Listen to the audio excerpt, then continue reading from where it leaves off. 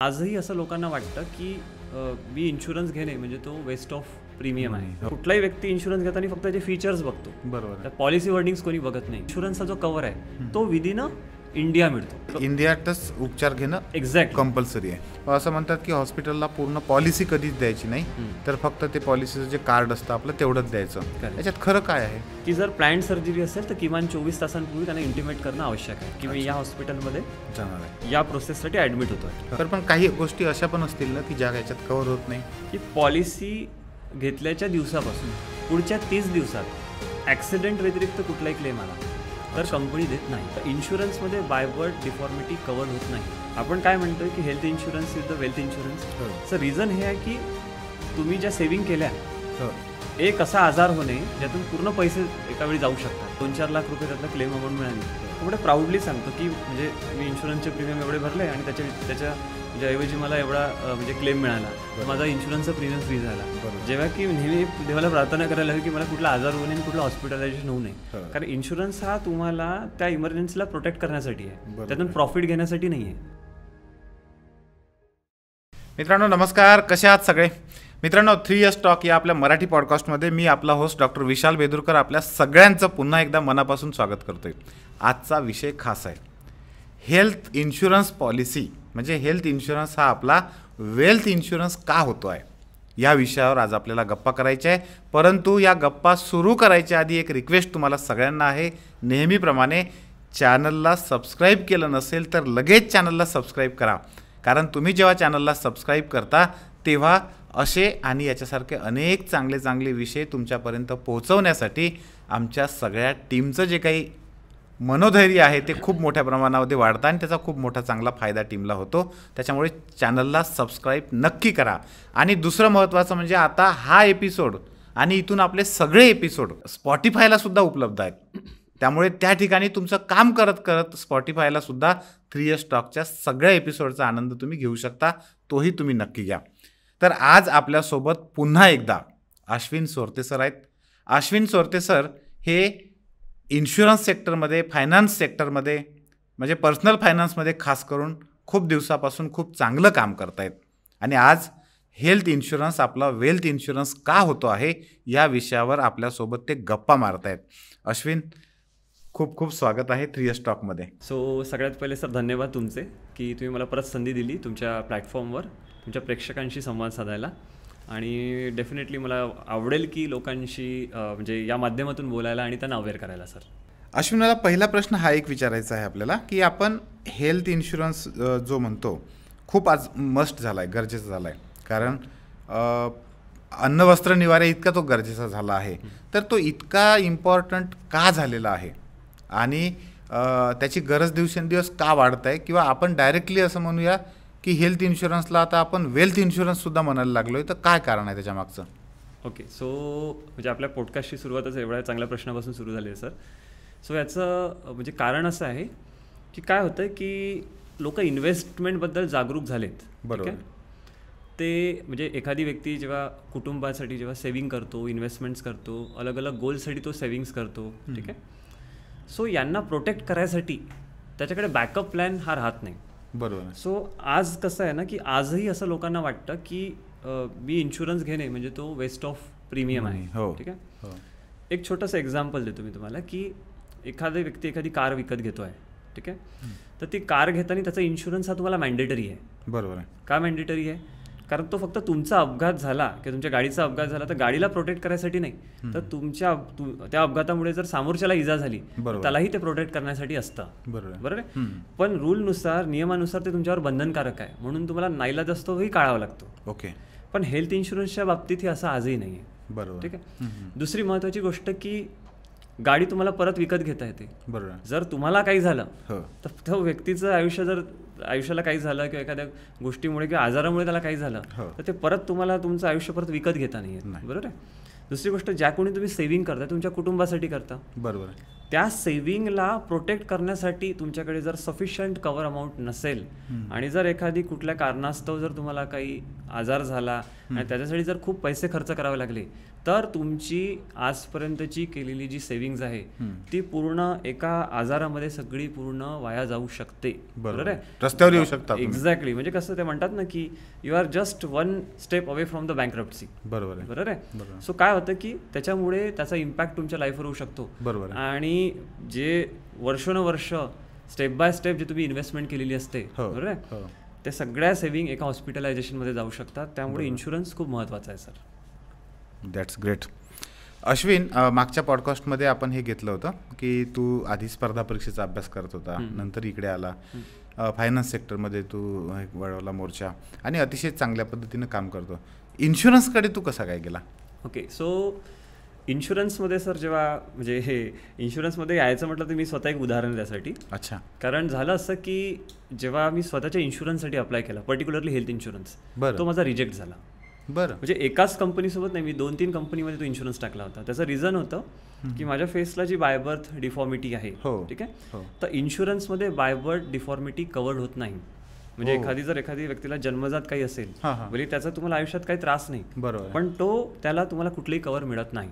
ठीक आहे. मग मला वाटलं की तो माझा अधिकार आहे की मला इन्शुरन्स मिळाला पाहिजे. बरोबर आहे. कारण कोणता व्यक्ती कसा जन्माला येतो हे तुमच्या हातात नसतं. बरोबर आहे. पण तुमचा जो बेसिक अधिकार आहे तो तर तुमचा हिरावला जाऊ शकत नाही. बरोबर. मी त्याच्याविषयी खूप अभ्यास केला. बरं. आणि केल्यानंतर मला लक्षात आलं की हो, परमनंट एक्सक्लुजन टाकून, म्हणजे परमनंट एक्सक्लुजन म्हणजे त्या एखाद्या गोष्टीविषयी जर तुम्हाला काही झालं तर त्याचा कव्हर नाही मिळणार, पण इतर गोष्टी तर तुम्हाला होऊ शकतात. त्या गोष्टी कव्हर करण्यासाठी मी ठरवलं की हेल्थ इन्शुरन्स घेतला पाहिजे. ओके. मग मी कंपनीना मेल केलं. शेवटी फायनली 2-3 वर्षापूर्वी मला तो इन्शुरन्स मिळाला. अरे वा. आणि मग ठरवलं की ठीक आहे, आपल्याला आपण फाईट केलं ना. मग असे बरेच लोक आहेत ज्यांना या गोष्टीविषयी माहिती नाही. अगदी बरोबर आहे. मग मी ठरवलं की नाही, त्या लोकांना पण हेल्प केली पाहिजे. अच्छा. कारण हेल्थ इन्शुरन्स हा खूप कॉम्प्लिकेटेड विषय आहे. हो. जसं एखादी प्रोडक्टचे जे टर्म्स अँड कंडिशन्स लिहून असतात ते बारीक बारीक शब्दात कोणी वाचत नाही. बरोबर. तसं हेल्थ इन्शुरन्समध्ये पॉलिसी वर्डिंग नावाचं एक म्हणजे डॉक्युमेंट असतं. तर कुठलाही व्यक्ती इन्शुरन्स घेताना फक्त त्याचे फीचर्स बघतो. बरोबर. पॉलिसी वर्डिंग्स कोणी बघत नाही. तर मग त्या पॉलिसी वर्डिंग बघून किंवा वाचून मी समजून घेतलं की कशात काय आहे, कशात काय मिसिंग आहे, काय इन्क्लुजन आहे, काय एक्सक्लुजन आहे, आणि ठरवलं की नाही, याचा उपयोग इतर व्यक्तींना पण झाला पाहिजे. बरोबर. तर तोच एक महत्त्वाचा मुद्दा होता की इन्शुरन्समध्ये येण्याचा. म्हणजे म्हणतात ना की rejection is the best motivation. हो. तो रिजेक्शन कुठेतरी मला मोटिवेट करून गेला आणि मग मी या फील्डमध्ये आलो सर. That's great. अश्विन, मला एक परत सांग, आता हे हेल्थ इन्शुरन्स आपण जे म्हणतोय खूपदा, तर या हेल्थ इन्शुरन्समध्ये ॲक्च्युली काय काय कव्हर होतं सगळं? सो हेल्थ इन्शुरन्स जेव्हा आपण विचार करतो किंवा बोलतो, ठीक आहे, तर बऱ्याच लोकांना वाटतं की याच्यात सगळं OPD, IPD, बरोबर आहे, हॉस्पिटलायझेशन सगळं कव्हर होतं. पण मुद्दा तोच आहे की काय कव्हर होतं हे सगळ्यात पहिले जाणून घेणं महत्त्वाचं आहे. बरोबर. ठीक आहे. इन्शुरन्समध्ये काय कव्हर होतं तर 24 आवर्स तुमचं हॉस्पिटलायझेशन असलं पाहिजे. म्हणजे 24 तासांपेक्षा जास्त हॉस्पिटलायझेशन असेल तर ते कव्हर होतं. म्हणजे 24 तासापेक्षा कमी असेल तर नाही होतं, पण त्याला म्हणतात डे केअर प्रोसेस. अच्छा. याची एक यादी बनवलेली आहे. म्हणजे इन्शुरन्सचा एक रेग्युलेटर असतो, त्याला म्हणतात IRDA. ओके. तर IRDA ने एक यादी बनवलेली आहे, ती अपडेट करत असतात जर काही चेंजेस झाले तर. बरं. तर त्या यादीमध्ये काही म्हणजे असे लिस्ट ऑफ इलनेसेस आहे, त्यासंबंधी जर तुम्हाला काही झालं आणि तुम्ही सेम डेला जर डिस्चार्ज होत असेल तर त्याचं इन्शुरन्स कव्हर आहे. याला म्हणतात डे केअर प्रोसेस. ओके. त्याचं कारण असं आहे की काही वर्षापूर्वी काय व्हायचं की कुठलीही प्रोसेस असेल किंवा कुठली सर्जरी असेल त्याला 1-2 दिवस ॲडमिट राहावं लागायचं. बरोबर आहे. पण मेडिकलमध्ये जसे जसे मेडिकल ॲडव्हान्समेंट होत गेले, मॉडर्न ट्रीटमेंट्स येत गेल्या, तर गोष्टी लेझरनी पण शक्य होत होत्या. म्हणजे आपण बघा, कॅटरॅक्ट सर्जरी पहिले व्हायची तर डोळ्याला एक हिरवा पडदा लावलेला असायचा. आता असं काही होत नाही. सकाळी ॲडमिट झालं, सर्जरी झाली, संध्याकाळी डिस्चार्ज होतात. बरोबर. एखाद्याला केमोथेरपी करायची असेल तर सकाळी गेलं, काही तासांची केमोथेरपी झाली की तुम्हाला डिस्चार्ज मिळतो. बरोबर. सेम तुमचं किडनी रिलेटेड डायलिसिस आहे, त्यासाठी म्हणजे हॉस्पिटलाइज राहण्याची गरज नाही. बरोबर. तर अशा काही लिस्ट ऑफ इलनेसेसची यादी दिलेली आहे. त्या यादीमध्ये जर तो आजार असेल आणि तो म्हणजे तुम्हाला त्याच्याशी ट्रीटमेंट असेल, तो डे केअरमध्ये असेल, तर सकाळीच तुम्ही ॲडमिट होऊन संध्याकाळी जरी डिस्चार्ज झाला तरी ते कव्हर होतं. बरं. आणि इतर कुठले आजार आहेत तर त्याला minimum 24 hours of hospitalisation mandatory आहे सर. बरं. म्हणजे ते असल्याशिवाय होत नाही. एक्झॅक्टली. याच्यामध्ये हॉस्पिटलायझेशनचा सगळा खर्च समाविष्ट होतो. हो. सो हॉस्पिटलायझेशन म्हणजे त्यातले काय, तुमचं रूम म्हणजे रूमचं भाडं असेल, ठीक आहे, तुमची सर्जिकल प्रोसेस असेल, इवन मेडिसिन्स असतात. अच्छा. आणि प्री आणि पोस्ट एक्सपेन्सेस पण असतात. म्हणजे एक उदाहरण सांगतो तुम्हाला. असं गृहीत धरूया की एखाद्याला एखाद्या गोष्टीसाठी MRI स्कॅन काढावा लागला. तर ती डायग्नोसिस टेस्ट झाली, ते कव्हर होत नाही. ठीक आहे. पण कुठलाही व्यक्ती सर्जिकल स्टेजला स्ट्रेट फॉरवर्ड असं जात नाही. बरोबर आहे. पहिले तो डॉक्टरकडे जाऊन उपचार घेतो. बरोबर. त्याच्यानंतर काही टेस्ट सांगतात, टेस्टच्या बेसिसवर काही रिझल्ट्स येतात त्याच्या, आणि मग तुम्हाला त्याच्यावर दिलेल्या मेडिसिन्सनी पण तुम्हाला जर त्याला काही रिलीफ वाटला नाही आणि सर्जिकल स्टेजला झाला तर मग डॉक्टर तुम्हाला सर्जरी सजेस्ट करतो. अच्छा. तर सर्जरीच्या दिवसापासून म्हणजे हॉस्पिटलायझेशन झाल्याच्या 30 ते 60 दिवसापूर्वीचं. अच्छा.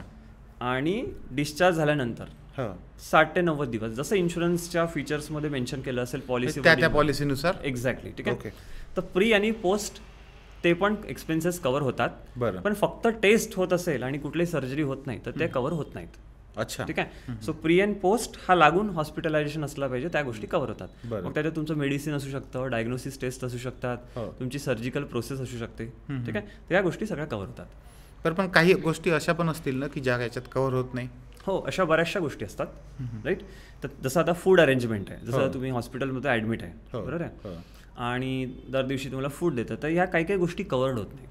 बरोबर आहे. तर हे डिपेंड करतं तुमच्या पॉलिसीनुसार त्यात काय इन्क्लूड आहे आणि काय एक्सक्लूड आहे. अच्छा. तर ते काय इन्क्लूड आहे आणि काय एक्सक्लूड आहे, तो जो तुमचा इन्शुरन्स ॲडवायझर आहे त्याच्याशी तुम्ही व्यवस्थित डिस्कस करून ते तुम्ही समजून घेतलं पाहिजे. म्हणजे जेणेकरून जेव्हा खरंच ती परिस्थिती उद्भवते की जेव्हा तुम्हाला इन्शुरन्स घ्यायचा असतो, बरोबर, आणि हॉस्पिटल म्हणजे इन्शुरन्स घ्यायचा असतो, म्हणजे सॉरी, जो इन्शुरन्सचा क्लेम घ्यायचा असतो, ठीक आहे, त्यावेळी असं होणार नाही की मला ही गोष्ट अवेअर नाही याबद्दल, ठीक आहे, आणि ही गोष्ट कव्हर्ड नाही झाली, ती गोष्ट कव्हर्ड नाही झाली. तर पॉलिसी घेणे जेवढं इम्पॉर्टंट आहे त्याहीपेक्षा जास्त इम्पॉर्टंट आहे की त्यात काय आहे आणि काय नाही हे पण समजून घेणं आवश्यक आहे. समजून घेणं महत्त्वाचं आहे. एक्झॅक्टली. कारण जनरली लोकांना असं वाटतं की पॉलिसी घेतली म्हणजे सगळंच आहे. येस. आणि अनेक लोकांना असं वाटतं की पॉलिसी घेऊन काही फायदा नाही, कारण ते काहीच हे होत नाही. Correct correct. क्लेमच्या बाबतीमध्ये खूप लोकांना अशी शंका असते की क्लेम रिजेक्ट होतो, मिळत नाही. सोशल मीडियावर खूप कॅम्पेनिंग सारखं चालतं ते. त्याच्यात खरी परिस्थिती काय आहे? ओके. सो क्लेम जेव्हा आपण बोलतोय, हो, तर काय होतं की जी गोष्ट आपल्या अवतीभोवती दिसते, हो, है ना, आणि जास्त करून ज्या निगेटिव्ह गोष्टीबद्दल आपण ऐकतो तर त्या आपल्या डोक्यामध्ये लगेच ते अट्रॅक्ट होतात. बरोबर आहे. तर महत्त्वाचा मुद्दा आहे की एखादी गोष्ट किंवा एखादा इन्शुरन्सशी रिलेटेड क्लेम रिजेक्ट का होतो हे तर पहिले समजून घेतलं पाहिजे. करेक्ट. सो काय होतं की जेव्हा तुम्ही इन्शुरन्ससाठी अप्लाय करता तर तुमचे ऑब्व्हियसली फर्स्ट स्टेप आहे की तुमची रिक्वायरमेंट काय. बरोबर आहे. बरोबर आहे. त्या रिक्वायरमेंटनुसार तुम्ही कुठलं इन्शुरन्स घेतलं पाहिजे. अच्छा. बरोबर आहे. हे जेव्हा ठरतं सगळं डिस्कशन करून तुमच्या ॲडवायझरसोबत, मग महत्त्वाचा मुद्दा आहे तो प्रपोजल फॉर्म फिल करणे. बरं. म्हणजे इन्शुरन्ससाठी अप्लाय करण्यासाठीचं जे प्री रिक्विजिट असतं, ज्या प्रोसेसेस असतात ते तुम्हाला पूर्ण फॉर्ममध्ये सगळं मेन्शन करावं लागतं. बरोबर. म्हणजे काय की किती लोक इन्शुर्ड आहेत, त्यांचं वय काय, त्याच्यानंतर त्यांना कुठला आजार आहे का, बरं, ठीक आहे, लाईफस्टाईल हॅबिट, कुठला व्यक्ती अल्कोहोल घेतोय का, कोणी स्मोक करतोय का. तर ह्या छोट्या छोट्या गोष्टी मेन्शन करणं आवश्यक आहे. बरं. कारण काय असतं, इन्शुरन्समध्ये एक प्रिन्सिपल आहे, त्याला म्हणतात अटमोस्ट गुड फेथ. अच्छा. अटमोस्ट गुड फेथ म्हणजे काय होतं की जी इन्शुरर कंपनी असते त्यांना तुमच्याविषयी माहिती नसतं. अच्छा. तुम्ही जे काही त्या प्रपोजल फॉर्ममध्ये डिक्लेअर करता, जी माहिती देता, त्याच्या बेसिसवर ती कंपनी जी असते त्या कंपनी त्या इन्शुरन्स प्रपोजलच्या बेसिसवर ती रिस्क ॲसेस करते. बरोबर आहे. म्हणजे एखाद्याला समजा डायबिटीज असेल तर मग याला एक्स्ट्रा लोडिंग द्यायचं का. लोडिंग म्हणजे काय असतं की समजा एखाद्या व्यक्तीचा इन्शुरन्सचा प्रीमियम असेल 20,000 रुपये. आता तो 20,000चा प्रीमियममध्ये त्याला एवढं कव्हर द्यायचं का, की त्याला डायबिटीज आहे म्हणून त्याला एक्स्ट्रा लोडिंग चार्ज करायचा. ठीक आहे. तर हे तुमच्या प्री एक्झिस्टिंग आजार असेल सगळं तुम्हाला पहिले द्यावं लागतं. बरं. तो प्रपोजल जातो इन्शुरन्स कंपनीकडे. अच्छा. इन्शुरन्स कंपनी रिस्क ॲसेस करून तुम्हाला त्याच्या अगेन्स्टमध्ये एक प्रीमियम चार्ज करते. बरं. प्रीमियमच्या अगेन्स्ट तुम्हाला ते कव्हर देतं. अच्छा. बरोबर आहे. आणि मग तुमचा तो कव्हर स्टार्ट होतो. बरं. आता तुमच्या प्रपोजल फॉर्ममध्ये जर गडबडी असेल मग क्लेम कुठे रिजेक्ट होतो. असं समजा की तुमच्याकडे इन्शुरन्स कव्हर आहे आणि एखाद्या सर्जरीसाठी तुम्ही हॉस्पिटलमध्ये ॲडमिट झाले. बरोबर. आता ॲडमिट झाल्यानंतर डॉक्टर तुमची पूर्ण केस हिस्ट्री लिहून घेतात. केस हिस्ट्रीमध्ये तुम्हाला काही कुठल्या गोळ्या घेतात का, काही आजार आहे का, पूर्वी काही तुमची शस्त्रक्रिया झाली आहे का, बरोबर आहे. त्याच्यानंतर तुमचं लाईफस्टाईल हॅबिट काय, म्हणजे तुम्ही स्मोक करता का. एक उदाहरण देतो तुम्हाला की एखाद्या व्यक्तीला जर हार्ट रिलेटेड आजार असेल किंवा BP असेल तर बऱ्याच वेळेला डॉक्टर एक ब्लड थिनर प्रिस्क्राईब करतात. ब्लड थिनर म्हणजे रक्त पातळ करायची औषध. बरोबर. आता तुम्ही जी डॉक्टरला सांगितली नाही ॲडमिट झाले तर सर्जरी करताना खूप जास्त ब्लिडिंग होऊ शकते. मग अशा वेळी डॉक्टरला तुम्ही सांगितल्यानंतर काय करतो, 3 ते 4 दिवस तुम्हाला सर्जरीच्या पूर्वी, शस्त्रक्रियेच्या पूर्वी ती गोळी बंद करायला लावतात. बरोबर. आता ती गोष्ट तुम्ही डॉक्टरांना सांगितली, ती त्यांनी त्या मेडिकल हिस्ट्री पेपरमध्ये लिहिली. आता जस्ट इमॅजिन करा की तुम्ही म्हणजे इग्नोरन्समध्ये ती गोष्ट तुम्ही प्रपोजल फॉर्ममध्ये मेन्शन केलीच नाही की मी ती मेडिसिन घेतो आहे. तुम्ही तर डॉक्टरला सांगितलंय की मी घेतोय मेडिसिन. बरोबर. तर जेव्हा क्लेमचं पेपर आम्ही डॉक्युमेंट सबमिट करतो त्या डॉक्युमेंटमध्ये आम्हाला एक ICP नावाचं डॉक्युमेंट सबमिट करावं लागतं. त्याला म्हणतात इंडोर केस पेपर. अच्छा.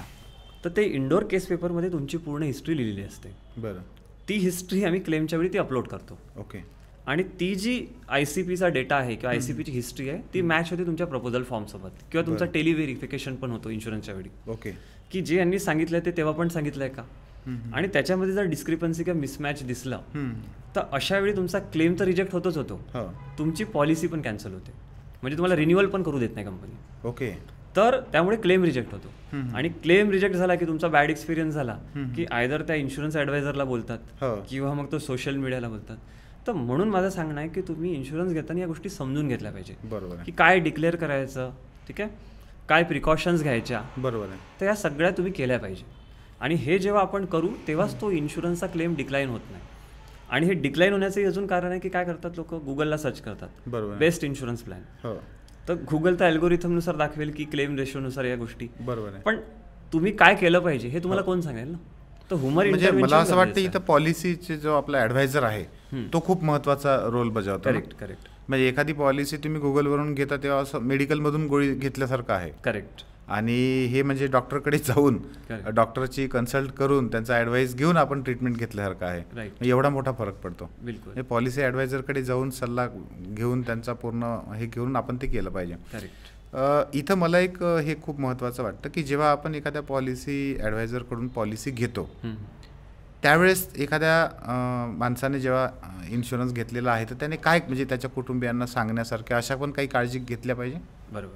सो फर्स्ट ऑफ ऑल तुम्ही ॲडवायझर कडे जाताना किंवा ॲडवायझर बघताना काय बघितलं पाहिजे, ठीक आहे. सो तुम्ही हे बघितलं पाहिजे की तो ॲडवायझर जो म्हणजे इन्शुरन्स तुम्हाला प्रोडक्ट रिकमेंड करतोय, ठीक आहे, सो तो ॲडवायझर जो आहे तो प्रोडक्ट सेलर आहे का की सोल्युशन प्रोव्हायडर आहे. ओके. म्हणजे असं तर नाही होतं की तुम्ही त्याच्याकडे गेले आणि तो तुम्हाला म्हणतो की ही पॉलिसी घेऊन घ्या, ही पॉलिसी, असं नाही. इन्शुरन्स हा कॉम्प्लिकेटेड विषय आहे, पर्टिक्युलरली हेल्थ इन्शुरन्स, ठीक आहे. सो हेल्थ इन्शुरन्स घेताना काही प्रिकॉशन्स घेणं महत्त्वाचे आहे ना.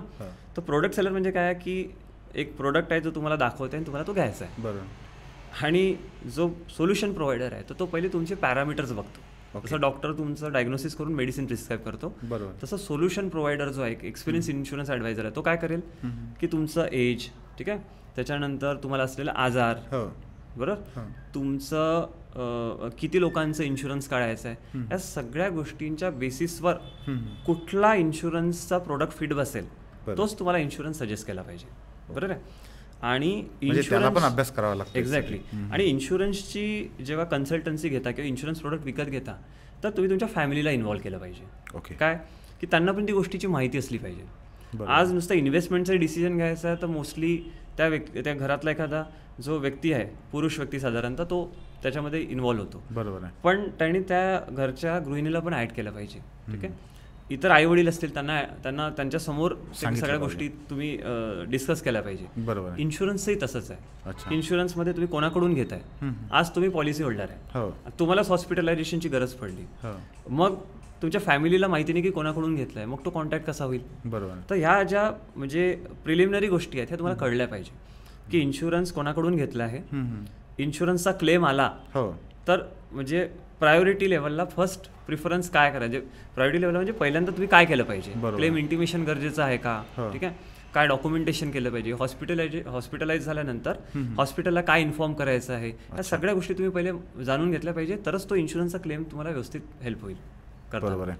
आत्ता तू जे उत्तरामध्ये सांगितलं की हॉस्पिटलला आपण काय सांगितलं पाहिजे, असं म्हणतात, आता मला ते पूर्णपणे माहीत नाही, असं म्हणतात की हॉस्पिटलला पूर्ण पॉलिसी कधीच द्यायची नाही, तर फक्त ते पॉलिसीचं जे कार्ड असतं आपलं तेवढंच द्यायचं. याच्यात खरं काय आहे?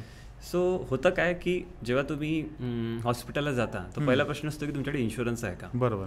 कारण त्यांना माहिती की इन्शुरन्स आहे म्हणजे तुम्हाला खिशातून पैसे द्यायचे नाही. बरोबर. तशा वेळी जास्त बिल निघायची शक्यता असते. ओके. मग यावेळी तुम्ही कसं बघितलं पाहिजे. सो सगळ्यात महत्त्वाचं की तुम्ही पहिले जाऊन प्लॅन्ड सर्जरी असेल. 2 प्रकारच्या सर्जरी असतात, एक प्लॅन्ड आणि एक इमर्जन्सी. बरोबर. प्लॅन्ड म्हणजे असं हॉस्पिटलायझेशन की जे तुम्हाला माहिती आहे, डॉक्टर सांगतात की तुम्हाला 4 दिवसांनी ॲडमिट व्हायचं आहे, पुढच्या आठवड्यात ॲडमिट व्हायचं आहे, पुढच्या महिन्यात ॲडमिट व्हायचं आहे. ठीक आहे. तर तुम्ही हॉस्पिटल प्लॅन करता, डॉक्टर प्लॅन करता आणि ती सर्जरी होते. बरोबर. आणि इमर्जन्सी हॉस्पिटलायझेशन म्हणजे एखाद्याला कार्डियाक अरेस्ट आला. ठीक आहे. तर तो थोडी कॅशलेस हॉस्पिटल बघेल. तो काय करेल, नियरेस्ट हॉस्पिटलमध्ये जवळच बघेल आणि नियरेस्ट हॉस्पिटलमध्ये जाऊन तो उपचार घेईल. मग तो कॅशलेस असू देत किंवा रिएम्बर्समेंट असू देत. बरोबर आहे. सो सगळ्यात महत्त्वाचं आहे की आजकाल कंपनीने मॅन्डेटरी केलं आहे की जर प्लॅन्ड सर्जरी असेल तर किमान 24 तासांपूर्वी त्यांना इंटिमेट करणं आवश्यक आहे की मी या हॉस्पिटलमध्ये जाणार आहे, या प्रोसेससाठी ॲडमिट होतोय. ठीक आहे. आणि इस्टिमेटेड बिल एवढा आहे आणि इस्टिमेटेड स्टे एवढा, म्हणजे जेवढे मी इस्टिमेटेड डे आहेत एवढे दिवस मी तिथे राहणार आहे. ठीक आहे. आणि इमर्जन्सी हॉस्पिटलायझेशन असेल तर इंटिमेशनची गरज नाही, पहिले ॲडमिट व्हायचं, प्रोसेस द्यायची आणि त्याच्यात 24 ते 48 तास तुम्ही फक्त इन्फॉर्मेशन द्यायची की या गोष्टीसाठी मी ॲडमिट झालो आहे या हॉस्पिटलमध्ये. तर तुमचा एक क्लेम इंटिमेशन जो आहे तो जनरेट होतो. ओके. ठीक आहे. डॉक्टर म्हणजे तुम्ही जेव्हा हॉस्पिटलला अप्रोच करता तेव्हा तुम्हाला काय असतं की त्यांचा एक TPA डेस्क असतो. अच्छा. ठीक आहे. त्या TPA डेस्कला तुम्हाला फक्त एक, जर कॅशलेस हॉस्पिटल असेल तर तुमचा हेल्थ कार्ड द्यायचा आणि ते बाकीचं प्रोसेस करतात. आणि प्री ऑथरायझेशन तुमचं येतं. सो प्री ऑथरायझेशन म्हणजे काय, जेव्हा तुम्ही एखाद्या ABC सर्जरीसाठी ॲडमिट होता तर तुम्ही पहिले क्लेम काय होतं की साधारणतः कशासाठी आणि किती इस्टिमेटेड बिल आहे, होऊ शकतं, इस्टिमेटेड बिल आहे आणि किती होऊ शकतं याचा डॉक्टर आणि हॉस्पिटलकडून एक अंदाजे त्यांना खर्च जातो. ते प्री ऑथरायझेशन अप्रूव्ह होते, म्हणजे सर्टन अमाऊंट होते. आणि जेव्हा सगळं डिस्चार्जच्या वेळी फायनल बिलची प्रोसेस होते ती कंपनीला परत जाताना फायनल ऑथरायझेशन येतं. ओके. ठीक आहे. आणि ते तुम्हाला पे होतं. आता काय होतं की जेव्हा तुम्ही पॉलिसी डॉक्युमेंट द्यायची गरजच नाही ना, कारण त्याचा काही सेन्स बनत नाही, तुम्हाला फक्त हेल्थ कार्ड द्यायचा असतो आणि ती प्रोसेस होते. फक्त पॉलिसी लाईन काय होतं की सम इन्शुअर्ड वगैरे ह्या गोष्टी कळतात. अच्छा. तर कदाचित शक्यता असतं की काही लोक असं करू शकतात की बिल जास्त कसं आला पाहिजे. बरोबर आहे. तर त्या थोड्याशा आपण प्रिकॉशन घेतल्या पाहिजे. बरोबर. तर ते तुम्हाला हॅसल फ्री क्लेम होतो. कारण आजकाल सगळ्याच ठिकाणी काही ना काही मिस प्रॅक्टिसेस होतात. येस. आपण ती आपली काळजी घेणं खूप महत्त्वाचं आहे. याच्यामध्ये असं काही असतं की ज्याला आपण वेटिंग पिरियड म्हणतो, अशी काही स्टेज असते. ओके. इनिशियली वेटिंग पिरियड किंवा नंतर. सो याच्यात वेटिंग पिरियड काय काय असतं. एक राहतं इनिशियल वेटिंग पिरियड. हो. त्याच्यानंतर राहतं इनिशियल वेटिंग पिरियड हा 30 दिवसांचा असतो. बरं. So what is mean by initial waiting period, की पॉलिसी घेतल्याच्या दिवसापासून म्हणजे डेट ऑफ इन्सेप्शन ऑफ पॉलिसीपासून पुढच्या 30 दिवसात ॲक्सिडेंट व्यतिरिक्त कुठलाही क्लेम आला तर कंपनी देत नाही.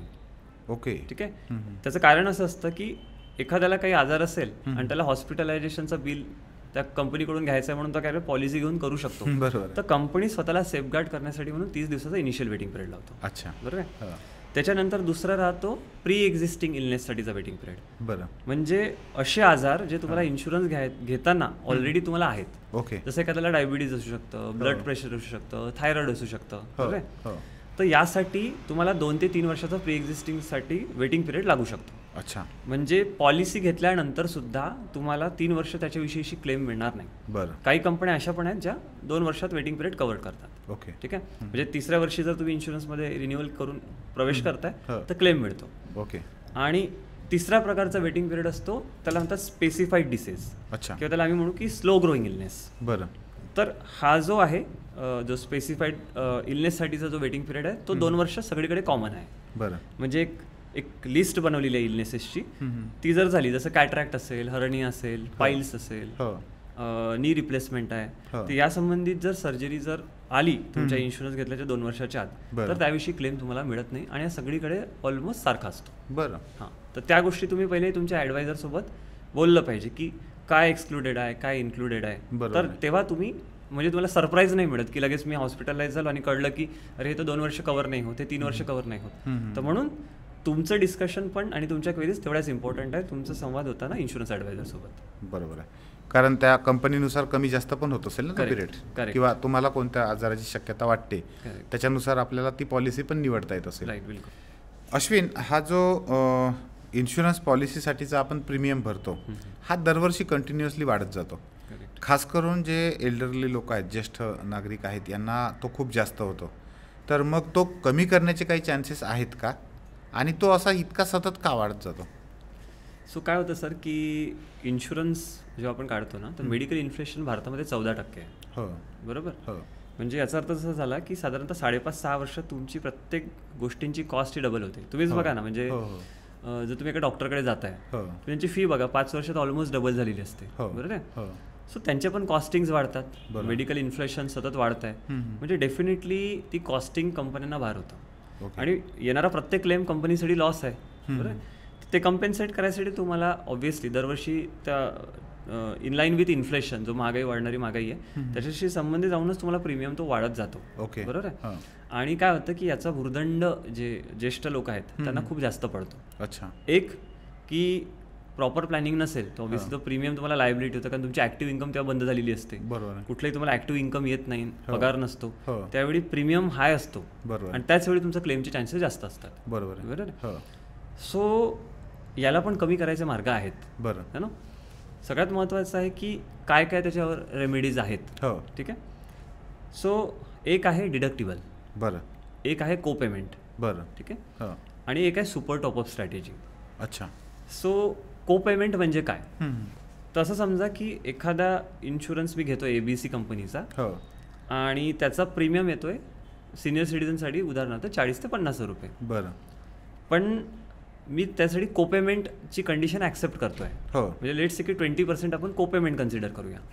याचा अर्थ असा झाला की जेव्हा पण कधी बिल येईल तर मला माझ्या खिशातून 20% रक्कम ही भरावी लागेल त्या क्लेम अमाऊंटच्या. अच्छा. म्हणजे फॉर एक्झाम्पल जर एखादी 10 लाखाचा क्लेम असेल, 20% को पेमेंट म्हणजे 2 लाख रुपये मला खिशातून भरायचे आहेत. अच्छा. ठीक आहे. तर त्या कंडिशनमध्ये तुमचा प्रीमियम कमी होतो. एक सर्टन पर्सेंटेजनी कंपनी टू कंपनी व्हॅरी करतात. बरोबर. दुसरी कन्सेप्ट आहे डिडक्टिबल. अच्छा. डिडक्टिबल म्हणजे काय की अशी डिडक्टिबल अमाऊंट तुम्ही अग्री करत आहात की जेव्हा पण क्लेम येईल तेव्हा तेवढी अमाऊंट मी माझ्या खिशातनं भरेल. अच्छा. म्हणजे एक गृहीत धरूया की एखाद्या व्यक्तीने 25,000 रुपये डिडक्टिबल ऍक्सेप्ट केला आणि 2026 मध्ये क्लेम आला 4 लाखाचा, तर त्यातून त्या क्लेम अमाऊंटमधून 25,000 वजा होतील.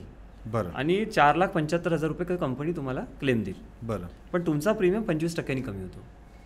असाही ऑप्शन असतो की समजा तुम्ही 25च्या ऐवजी 50% तुम्ही 50,000 तुम्ही जर डिडक्टिबल ऍक्सेप्ट केलेला आहे. अच्छा. तर 50,000चा जो डिडक्टिबल आहे तो जर तुम्ही ऍक्सेप्ट केला तर तुमचा 45% प्रीमियम कमी होतो. अच्छा. फक्त तो लक्षात ठेवायचा की तो डिडक्टिबल ॲग्रिगेट असायला हवा. ओके. मग ॲग्रिगेट आणि नॉन ॲग्रिगेट म्हणजे काय की 2026 मध्ये क्लेम आला आणि तो ॲग्रिगेट आहे, म्हणजे संपूर्ण पॉलिसी इयरमध्ये मॅक्झिमम जी कंपनी आहे ती 50,000 रुपये कापू शकते. बरोबर आहे. म्हणजे जर पहिला क्लेम जर आला 2 लाखाचा तर 1.5 लाख भेटतील. त्याच वर्षी त्याच मेंबरला किंवा दुसऱ्या मेंबरला, म्हणजे जो त्या फॅमिली फ्लोटरमध्ये असेल तो एखादी दुसरा इन्शुर्ड व्यक्ती, त्याला जरी क्लेम आला तर परत कंपनी 50,000 रुपये कापू शकत नाही. ओके. म्हणजे एका पॉलिसी इयरमध्ये मॅक्झिमम 50,000 रुपये कापू शकतात. बरोबर. ठीक आहे. त्याच्याने तुमचा प्रीमियम साधारणतः 25,000च्या डिडक्टिबल मागे 25% कमी होतो आणि साधारणतः 50,000 डिडक्टिबल मागे एक साधारण 45% कमी होतो. बरोबर. आता असाही एक म्हणजे वर्ग आहे की त्यांना तो पण प्रीमियम भरता येत नाही. ठीक आहे. पण असं नाही करू शकत ना. पहा, ज्यांच्याकडे पैसे आहेत ते इन्शुरन्स घेतात आणि ज्यांच्याकडे नाही ते अफोर्ड करू शकत नाहीत म्हणून ते अजून जास्त रिस्क घेतात. बरोबर. पण साधारणतः काय असायला पाहिजे की ज्यांच्याकडे ते म्हणजे काय म्हणतात त्याला तेवढी वेल्थ अक्युम्युलेटेड नसेल किंवा तेवढा त्यांच्याकडे रिटायरमेंट कॉर्पस नाही आहे, त्यांनी ते इन्शुरन्स घेणं खूप मस्ट आहे. बरोबर. पण असाही वर्ग आमच्याकडे जेव्हा येतो की अश्विन सर मी ही पॉलिसी घेऊ शकत नाही, एवढा प्रीमियम मी भरू शकत नाही. ठीक आहे. पण मग त्याच्यावर काय उपाय आहे? मी इन्शुरन्सच नको घ्यायला का? नाही, तर त्याचा उपाय आहे. आता समजा 1,00,000-2 लाखाचा क्लेम आला तर एक व्यवस्थित सेव्हिंग करणारा व्यक्ती किंवा एक जेमतेम सेव्हिंग करणारा व्यक्ती एक बऱ्यापैकी सेव्हिंग करून घेतो. बरोबर. रिटायरमेंट पर्यंत. म्हणजे त्याचं एक अमाऊंट जमा झाली रक्कम असते आणि समजा एक छोटा मोठा क्लेम असेल तर मॅनेज होतं. पण 10-20 लाखाचा क्लेम आला आणि एखादी क्रिटिकल इलनेस झालं मग काय करायचं? बरोबर. सो अशा वेळी एक सुपर टॉपअप नावाची कन्सेप्ट असते. अच्छा. सुपर टॉपअपमध्ये काय असतं की बरेचसे लोक बेस पॉलिसी एक प्रकार असतो, म्हणजे जे तुमचा नॉर्मल जनरल इन्शुरन्स आहे. ठीक आहे.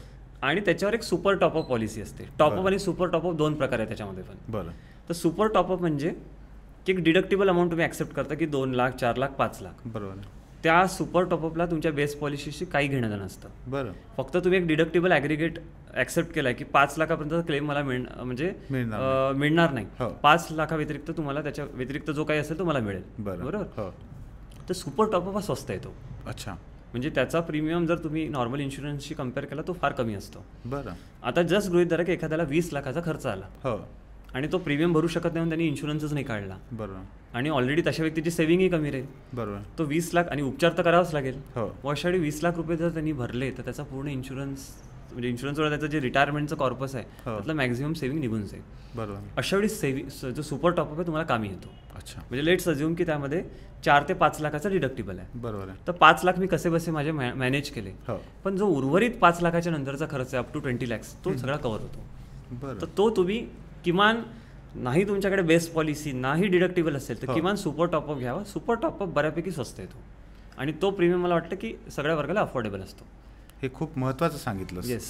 अश्विन, भारतामध्ये जे वेगवेगळ्या प्रकारचे आरोग्य विमा उपलब्ध आहेत आता, हेल्थ इन्शुरन्स पॉलिसीज, त्याच्यामध्ये आणि बाहेरच्या देशांमध्ये उपलब्ध असलेल्या पॉलिसीजमध्ये काही फरक आहे किंवा आपल्या इथं कुठल्या कुठल्या प्रकारचे उपलब्ध आहेत? ओके. सो इन्शुरन्समध्ये सर वेगवेगळे टाईप्स येतात. हेल्थ इन्शुरन्समध्ये तुमचा हेल्थ इन्शुरन्स येतो. ठीक आहे. टॉपअप येतो.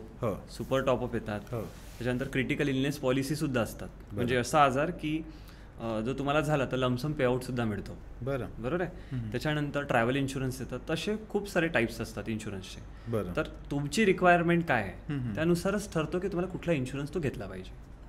पण भारतामध्ये आणि बाहेरच्या देशांमध्ये पण जवळपास सारखेच असतात सगळे. काय होतं तुम्ही आता बघा, म्हणजे आपण आजकाल पेपरमध्ये बघतो की भारतामध्ये वैद्यकीय पर्यटन वाढतंय. त्याचं कारण काय की मेडिकल कॉस्ट जी आहे ती अजूनही अफोर्डेबल आहे. US मध्ये जर आपण बघितलं तर US मध्ये प्रेग्नन्सीचा खर्च जो आहे तोच 50 लाख ते 1 कोटी रुपयापर्यंत जातो.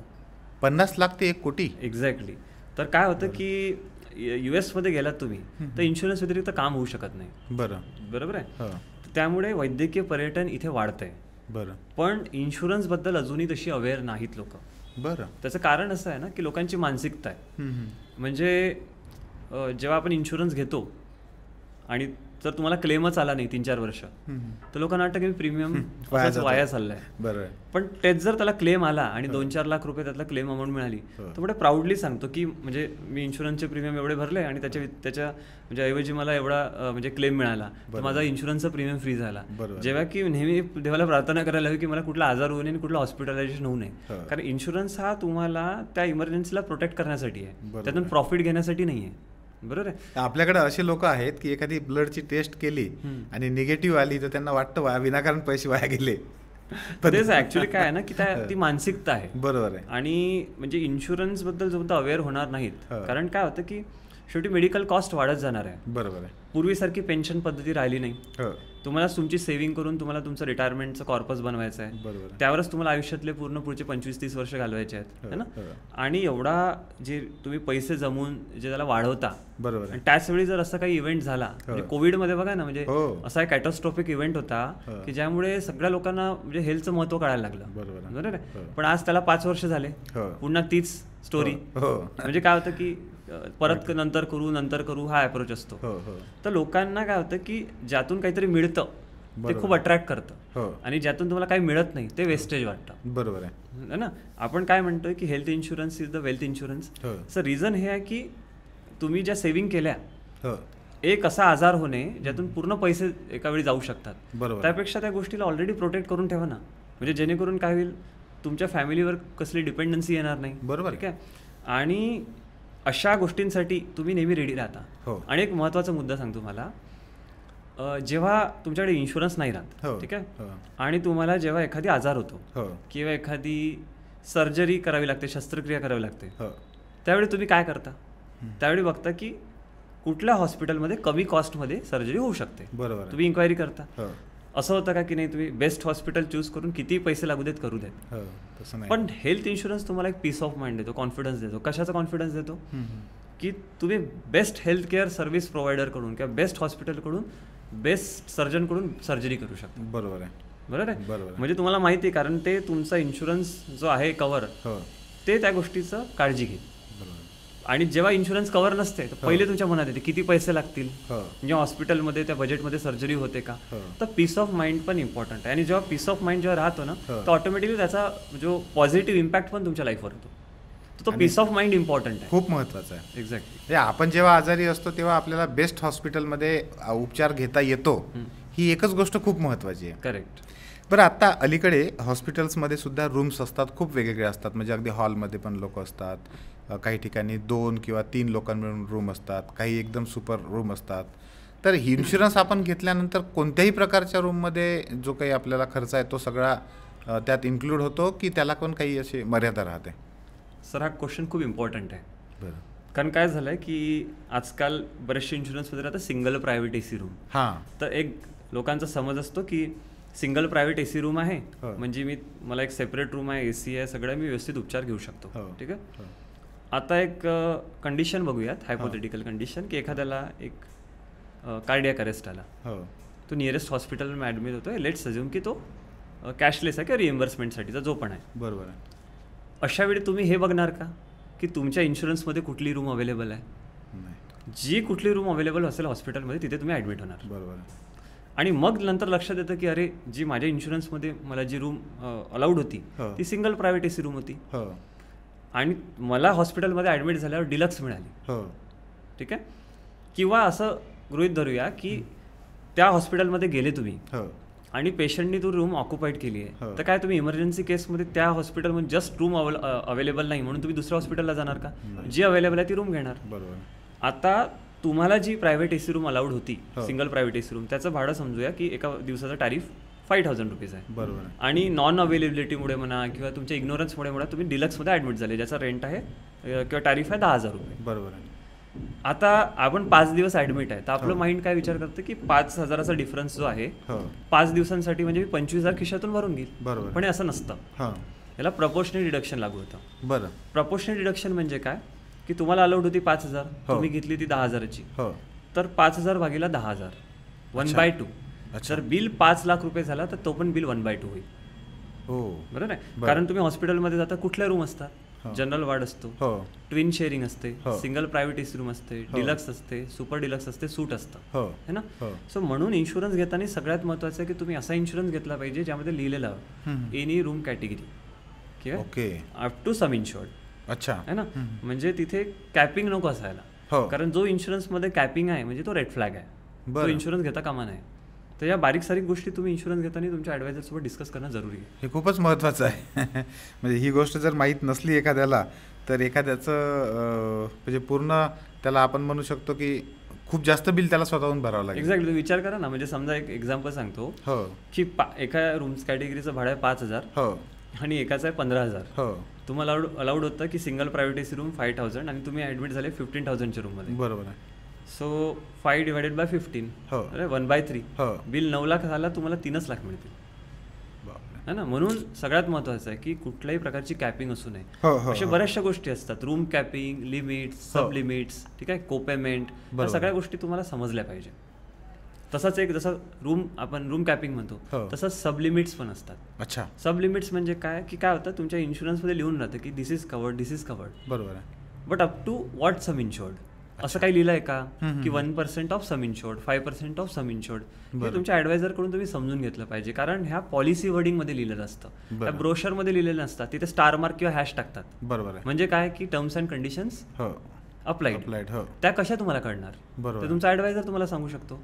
त्यासाठी त्या गोष्टी जाणून घेणं महत्त्वाचं आहे की कुठे तर काही अवेलेबल आहे, तर त्याची काही कॅपिंग तर नाही.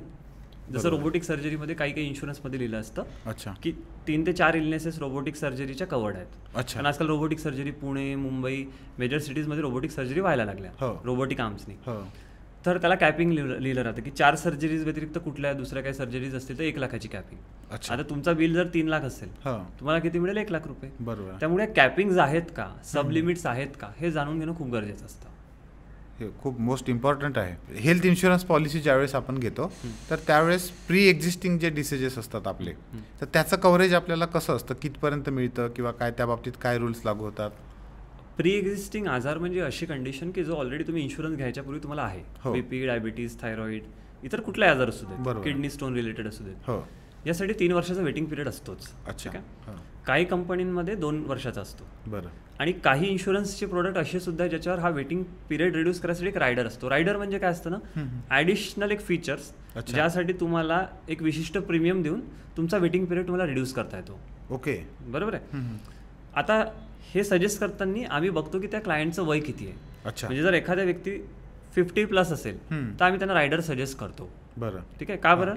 कारण 50-60 इयर्सचा असेल तर त्याला 3 वर्ष वेटिंग पिरियड सर्व करणं म्हणजे डिफिकल्ट आहे, कारण क्लेमची शक्यता जास्त असते. बरोबर आहे. तोच कम्पॅरेटिव्हली जर यंगर क्लायंट असेल तर आम्ही त्यांना सांगतो की 3 वर्षाचा वेटिंग पिरियड तुम्ही सर्व करू शकता.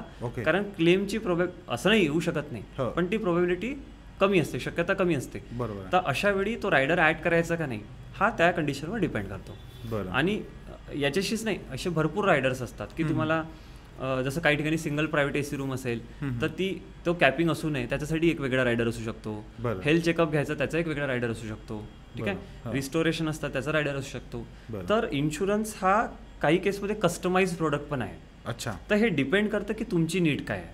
ओके, बरोबर आहे. तुमची नीड काय आहे, तुमचं फायनान्शियल वेलबिंग कसं आहे, तुम्हाला किती कव्हरची आवश्यकता आहे, ह्या सगळ्या गोष्टींवर या गोष्टी डिपेंड करतात. रिस्टोरेशन किंवा रिफिल बेनिफिट ज्याला आपण म्हणतो ते कसं असतं याच्यामध्ये, त्याचा काय अर्थ होतो? सो रिस्टोरेशन ज्याला म्हणतो, रिस्टोरेशन, रिचार्ज, रिफिल, हे काय आहे ना, म्हणजे एकाच गोष्टीचे वेगवेगळे नाव आहेत. अच्छा. है ना. आता असं एक गृहीत धरूया की एखाद्याने एक 10 लाखाचा इन्शुरन्स घेतला आणि ते फॅमिली फ्लोटर प्लॅनमध्ये आहे, म्हणजे समजा हजबंड, वाईफ आणि 2 मुलं. तो इन्शुरन्सचा 10 लाख रुपये सम इन्शुर्ड एक्झॉस्ट झाले आणि परत क्लेम आला तर काय करता येईल? उदाहरणार्थ कोविडची सिच्युएशन बघितली की एकाच कुटुंबातले 2-2, 3-3 लोक पण हॉस्पिटलाइज व्हायला लागले. बरोबर. आणि काय असतं की कोविड हा वन टाइम इव्हेंट जरी असेल पण होऊ शकत नाही अशातल्या बाब नाही.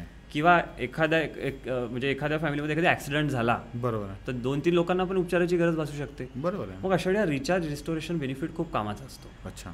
त्याच्यामध्ये पण दोन वेगवेगळे प्रकार असतात, एक पार्शल आणि फुल रिस्टोरेशन. अच्छा. ठीक आहे. सो रिस्टोरेशन म्हणजे काय असं बघा की 10 लाख रुपयाचा तुमचा बेस सम इन्शुर्ड आहे आणि ते 10 लाख तुमचे संपले, तर अशा वेळी तो रिस्टोरेशन बेनिफिट तुम्हाला कामी येतो. अच्छा. म्हणजे काय तर परत जर त्याच वर्षी क्लेम आला तर तो तुम्हाला परत रिस्टोर जो सम इन्शुर्ड तो हेल्प करतो. ओके. त्यातही रिस्टोरेशनमध्ये अलग अलग गोष्टी असतात की तो वन टाइम रिस्टोरेशन असतो आणि काही ठिकाणी तो एक रायडर ॲड केला की तो अनलिमिटेड रिस्टोरेशनमध्ये पण करतो, म्हणजे मल्टिपल टाइम तुम्ही क्लेम करू शकता. अच्छा.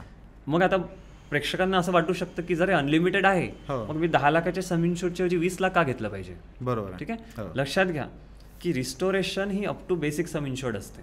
अच्छा. जर तुमचा क्लेम 12 लाखाचा आला आणि तुमची बेस पॉलिसी 10 लाखाची आहे तर तुम्हाला 10 लाखापर्यंतच रिस्टोरेशन मिळतं, 12 लाखाचं नाही मिळत. ओके. म्हणजे तुम्हाला 2 लाख खिशातून भरावं लागतात. आणि सगळ्यात महत्वाची चूक काय करतात लोक की रिस्टोरेशन आणि हे बोनसेस या सगळ्या गोष्टी ऐकून कमीत कमी सम इन्शुर्डचा इन्शुरन्स घेतात. बरोबर. आणि त्यांना वाटतं की फ्युचरमध्ये माझी नीड जर वाढली तर मी इन्शुरन्सचा कव्हरेज वाढवून घेईल. ही चूक करता कामा नये. तुम्ही पहिलेपासूनच बेस सम इन्शुर्ड जास्त घ्या, म्हणजे महागाईनुसार तुमची रिक्वायर्ड जरी वाढली आणि ड्युरिंग दॅट पिरियड जर तुम्हाला कुठलाही इलनेस झाला तर तुम्हाला सेम कंपनी सेम प्लॅन जरी असेल तर बऱ्याच वेळेला कंपनी तुम्हाला सम इन्शुर्ड अपग्रेड करायला मनाई सुद्धा करू शकते. अच्छा. ठीक आहे. त्यासाठी म्हणून तुमचा बेस सम इन्शुर्ड आजच्या तारखेला किमान 10 ते 20 लाख या दरम्यान असलाच पाहिजे. दिस इज द बेसिक रिक्वायरमेंट आत्ताच्या घडीला.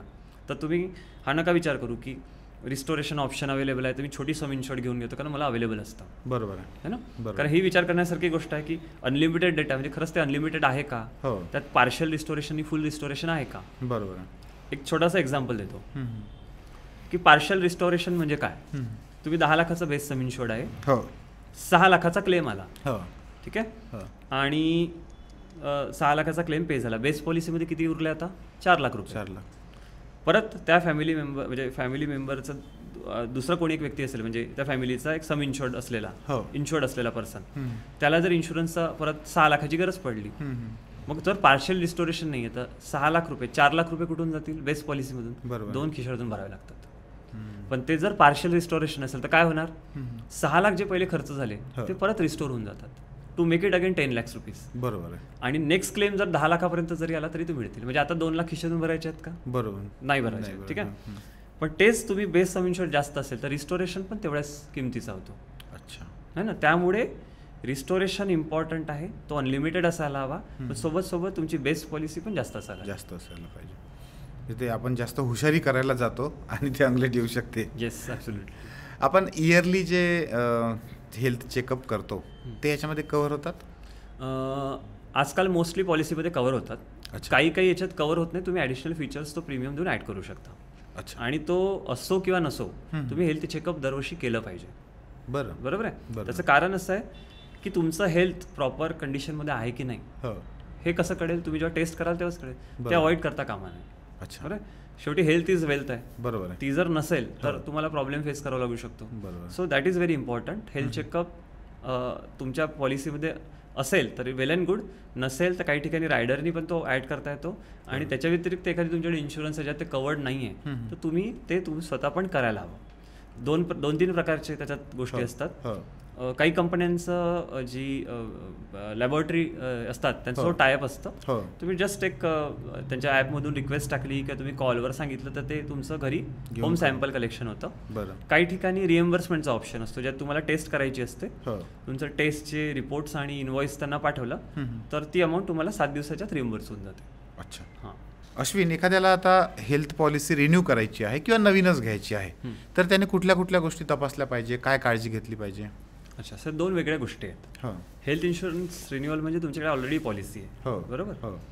आणि नवीन घ्यायची म्हणजे तो टोटली तुमच्याकडे एक्झिस्टिंग पॉलिसी नाही, तुम्ही नवीन अप्लिकेशन करता. बरोबर. तर दोन्ही वेगवेगळे क्रायटेरिया आहेत. रिन्युअल करताना तुमची पॉलिसी रिव्ह्यू करणं गरजेचं आहे. म्हणजे काय लोक काय करतात की आज सम इन्शुरन्स घेऊन टाकलं, 5 वर्ष तशीच ठेवतात. आणि मग लक्षात येतं की नाही आता महागाई वाढली आहे, मला सम इन्शुरन्स वाढवलं पाहिजे, आणि मग त्याला अप्लाय करायचा प्रयत्न करतात. बरोबर. तर तुमची पॉलिसी किमान 2 ते 3 वर्षात एकदा रिव्ह्यू केली पाहिजे की सम इन्शुर्ड जी घेतली आहे ती सफिशियंट आहे का. ओके. ठीक आहे. मुळात काय होतं ना की पहिल्यांदाच पॉलिसी घेताना एक व्यवस्थित बेस कव्हर घेणं गरजेचं आहे. त्याचं कारण असं आहे की सेम कंपनी सेम पॉलिसी जरी असेल आणि तुम्हाला इन्शुरन्सचं सम इन्शुर्ड वाढवून घ्यायचं आहे तरी तुम्हाला ते नव्याने अप्लाय करावं लागतं. नव्याने अप्लाय म्हणजे तुम्हाला एक रिक्वेस्ट टाकावी लागते कंपनीला की मला माझं सम इन्शुर्ड वाढवायचं आहे. पण जर तुम्हाला कुठला त्या दरम्यान आजार झाला असेल तर असं नाही होणार की तुम्ही वाढवलेल्या सम इन्शुर्डवर वेटिंग पिरियड नाही. तुम्हाला नव्याने वेटिंग पिरियड लागू होतो. काही वेळेला असंही होतं की काही लाईफस्टाईल आजार असे असतात ज्याच्यामुळे तुम्हाला वाढीव सम इन्शुर्ड नाकारल्या सुद्धा जाऊ शकतो. ठीक आहे. तर ह्या गोष्टी तुम्ही काळजीपूर्वक म्हणजे लक्ष दिलं पाहिजे. आणि सगळ्यात महत्त्वाचं म्हणजे सांगण्याचा मुद्दा हा की तुम्हाला बेसिक सम इन्शुर्ड आहे ती तुम्ही जास्तच असली पाहिजे, किमान 10 ते 15 लाख असायलाच हवी आजच्या काळाला. ठीक आहे. आता दुसरं जर तुम्ही मला विचारलं की रिन्युअलच्या वेळी काय काळजी घ्यायला हवी. ठीक आहे. सो रिन्युअलच्या वेळी तुमची सम इन्शुरन्स किती आहे. ठीक आहे. त्याच्यानंतर तुम्हाला कुठला नवीन लाईफस्टाईल डिसीज काही झाला आहे का. ठीक आहे. त्यानुसार काही चेंजेस करायचे आहेत का, हे फॅक्टर्स सुद्धा तपासले पाहिजे. ओके. ठीक आहे. तर हे सगळे फॅक्टर्स खूप महत्त्वाचे असतात. रिन्युअल एवढं काही डिफिकल्ट नसतं कारण तुम्ही ऑलरेडी पॉलिसी असते, जस्ट तुम्हाला रिन्यू करायचं असतं. पण रिव्ह्यू करणं इन्शुरन्स पॉलिसीला गरजेचं आहे, खूप जास्त गरजेचं आहे. That is very important. आणि नवीनच जेव्हा आपण घेतो त्यावेळेस नवीन पॉलिसी घेतो तेव्हा सगळ्यात महत्त्वाचं असते तुम्ही कुठला इन्शुरन्स घेताय. बरं. त्यात काय समाविष्ट आहे, काय एक्सक्लुडेड आहे. ठीक आहे. त्याच्यानंतर त्याच्यामध्ये काय कव्हर होऊ शकत नाही, बरं, हे माहिती करून घेणे गरजेचं आहे. त्याच्यानंतर असे तुमचा प्रपोजल फॉर्म. बरं. तो प्रपोजल फॉर्म व्यवस्थित तुम्ही फिल केला पाहिजे. बरं. जर प्रपोजल फॉर्ममध्ये तुम्ही एखादी गोष्ट सांगायची विसरलात आणि त्यासंबंधी जर तुम्हाला भविष्यात क्लेम आला, ठीक आहे, बरोबर, आणि तुम्ही जसं मगाशी बोललो की तुम्ही हॉस्पिटलमध्ये जेव्हा ॲडमिट होता तर तुमच्या ICP-वर सगळं लिहिलं असतं इंडोर केस पेपरमध्ये. बरोबर. तर ती डिस्क्रिपन्सी जर तुमच्या प्रपोजल फॉर्मसोबत किंवा टेलिकॉल व्हेरिफिकेशनसोबत आढळलं तर तुम्हाला क्लेम नाकारला जाऊ शकतो. त्यामुळे प्रपोजल फॉर्म फिल करणे जेवढं इम्पॉर्टंट आहे तेवढंच तुम्ही अजून एक इम्पॉर्टंट गोष्ट फॉलो करायला पाहिजे की इन्शुरन्स घेताना प्रपोजल फॉर्मची कॉपी पण तुमच्याकडे असायला हवी. ओके. ठीक आहे. नसेलही तर काही वेळेला इन्शुरन्समध्ये आजकाल नवीन रूलप्रमाणे लिहून येतं, तुम्ही चेक करून घ्यायचं की तुमच्या प्री एक्झिस्टिंग आजारासंबंधित तुमच्या पॉलिसीमध्ये गोष्टी मेन्शन केलेल्या आहेत का. बरं. ठीक आहे. म्हणजे कुठलं शस्त्रक्रिया झाली असेल, बरोबर, कुठली गोळी खात असेल. जसं आम्ही जेव्हा फॉर्म फिल करतो तर आम्ही प्रिकॉशन घेतो की एखाद्या व्यक्तीला डायबिटीज किंवा BP असेल, बरोबर आहे, तर BP आणि डायबिटीजची गोळी खातो, मग ती OD आहे की BD आहे. बरोबर. म्हणजे OD म्हणजे एकदा दिवसातनं, BD म्हणजे 2दा. ओके. तर तो एकदा घेतोय की 2दा घेतो इतपत सगळी माहिती टाकणं आवश्यक आहे. बरं. किती वर्षापासून तुम्हाला तो डायबिटीज आहे, करेक्ट, हे सुद्धा सांगणं आवश्यक आहे. लाईफस्टाईल हॅबिट्स काय तुमच्या, म्हणजे तुम्ही बिटल नट्स खाता का, बरं. ठीक आहे. तंबाखू कन्झ्युम करता का, अल्कोहोल घेता का, ओके. कुठल्या टाईपचं अल्कोहोल घेता, काय क्वांटिटीमध्ये घेता, त्याची फ्रिक्वेन्सी काय असते, इतपत तुम्ही माहिती कंपनीला सांगितली पाहिजे. बरं. कारण कंपनी तुम्हाला व्यक्ती म्हणून पर्सनली ओळखत नाही. बरोबर. तुम्ही जे काही डिक्लेअर करणार त्याच्या बेसिसवरच ते तुम्हाला इन्शुरन्स देतात. बरोबर. आणि जर तुम्ही माहिती चुकीची सांगितली, ती माहिती जर चुकीची सांगितली, तुमचा क्लेम रिजेक्टच होणार आहे. त्यामुळे प्रपोजल फॉर्म फिल करताना या गोष्टी खूप खूप इम्पॉर्टंट आहेत. अदरवाईज तुम्ही क्लेममध्ये प्रॉब्लेम फेस करणार म्हणजे करणार. हो, खूप महत्त्वाचं आहे ते. पण आजकाल याच्या संदर्भामध्ये आता खूप सारे वेब पोर्टल्स येतात, ॲप्स येतात वेगवेगळे, इन्फ्लुएन्सर खूप सारे दिसतात. तर ह्या सगळ्यांचा आपण उपयोग करू शकतो, करायला पाहिजे का खास करून, आणि कसा करू शकतो जर यस असेल तर? काय होतं की म्हणजे one size doesn't fit for all जसं म्हणतात ना, तसंच गोष्ट आहे की एखादी तुम्हाला व्यक्ती सांगतोय की ही पॉलिसी बेस्ट आहे, ती पॉलिसी बेस्ट आहे, परत प्रश्न येतो की काय क्रायटेरिया, रिक्वायरमेंट काय आहे. बरोबर आहे ना. म्हणजे जी पॉलिसी एखाद्या यंगस्टरला मी सजेस्ट करत असेल का तीच पॉलिसी एखाद्या सिनियरला लागू पडते का, कदाचित त्याचं उत्तर नाही आहे. म्हणून एकच गोष्ट तशी आहे तशी दुसऱ्याला लागू पडते हे गरजेचं नाही राहत. बरोबर. ठीक आहे. त्याच्यानंतर काय होतं की तुम्ही कुठले व्हिडिओज बघता किंवा काय करता तर फीचर्स सांगतात, त्याच्या मागे काय लिहिलेलं आहे, काही हिडन टर्म्स अँड कंडिशन्स आहेत का, ते कोण बघणार आहे. बरोबर आहे. बरोबर. तर तुम्ही जेव्हा एखादी व्यक्ती म्हणून ते पॉलिसी सर्च करता तर तुम्ही त्याची फीचर्स बघता, कम्पेअर करता. बरोबर. त्याचं क्वेश्चन्स आन्सर जे असतं ते तुम्ही वेब पोर्टलवर फिल करता. तुम्हाला जेवढी माहिती असते तेवढीच फिल करता. मग काही गोष्टी सुटून जातात. अच्छा. तुम्ही लक्षात घेतलं पाहिजे, क्लेम आलं तर कंपनीला फायदा आहे की नाही आलं तर फायदा आहे. जनरली तर नाही आला तर फायदा आहे. बरोबर आहे. म्हणजे येणारा प्रत्येक क्लेम हा कंपनीसाठी नुकसानदायक आहे. आता जेव्हा एखादी कंपनी ऑनलाईन समजा म्हणजे इन्शुरन्स मिळतोय तर त्यांना चांगलंच आहे ना जर तुम्ही एखादी गोष्ट डिक्लेअर नाही केली, त्यांना कारण आहे डिक्लाइन करायसाठी. बरोबर आहे.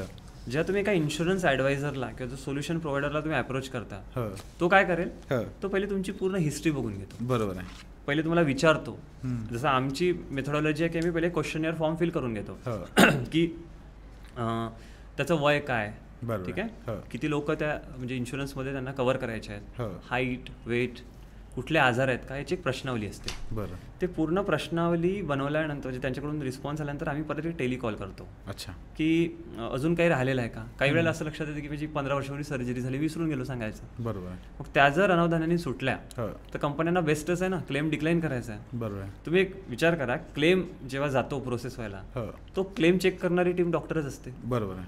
आणि ते रिडिंग बिटवीन द लाईन्स आहे ना, एक एक वर्ड बघतात. अच्छा. की हा तर लूप होल नाही, तो तर लूप होल नाही आहे, so that they can decline the claim. बरोबर आहे ना. म्हणून तुमच्या एंडनी ही तुमची जबाबदारी आहे की तुमच्या डिक्लेरेशन दिलं पाहिजे.